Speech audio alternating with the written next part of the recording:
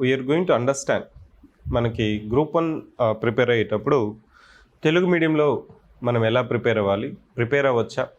So మనకు ఒక మార్కెట్లో ఒక మిత్ అనేది ఉంది.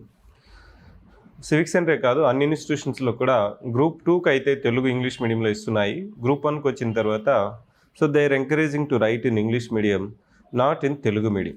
తెలుగు మీడియంలో రాయాలనుకున్న అభ్యర్థులు ఉన్నా కానీ, ఆస్పిరెంట్స్ ఉన్నా కానీ, ఆశాబాహులు ఉన్నా కానీ, సార్ నేను 10th క్లాస్ వరకు, ఇంటర్మీడియట్ వరకు తెలుగులో చదువుకున్నాను, మాతృభాషలో రాస్తే నాకు బాగా అర్థమవుతుంది, సో భావ వ్యక్తీకరణ బాగా చేయగలను అనుకున్న అభ్యర్థులు కూడా ఎందుకు ఒక కించిత్తు ఆలోచిస్తున్నారు.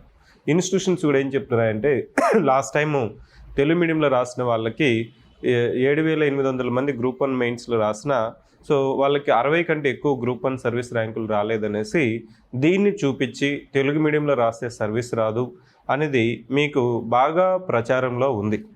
ఇది పక్కన పెడితే తెలుగు మీడియంలో ప్రిపేర్ అవ్వచ్చా? తెలుగు మీడియంలో ప్రిపేర్ అవ్వడానికి, అదేవిధంగా ఇంగ్లీష్ మీడియంలో ప్రిపేర్ అవ్వడానికి తేడా ఏంటి?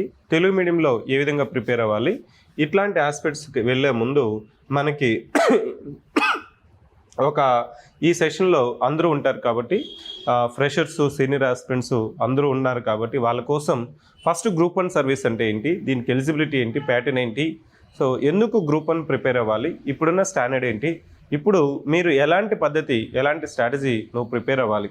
ఇంకొక క్వశ్చన్ కూడా ఏంటంటే, సార్ ఏపీలో అయితే మనకి జాబ్ క్యాలెండర్ ఇచ్చారు, డేట్స్ ఇచ్చారు, తెలంగాణలో ఎప్పుడు నోటిఫికేషన్ వస్తుంది. ఇంకా ఒక కన్ఫ్యూషన్ ఏంటంటే, నేను గ్రూప్ 2 ప్రిపేర్ అవ్వాలా, గ్రూప్ 1 ప్రిపేర్ అవ్వాలా, యూపీఎస్సీకి కూడా రాయొచ్చా? ఈ 3 క్వశ్చన్స్ కూడా స్టూడెంట్కి రిపీటెడ్గా క్వశ్చన్ ఉంటుంది.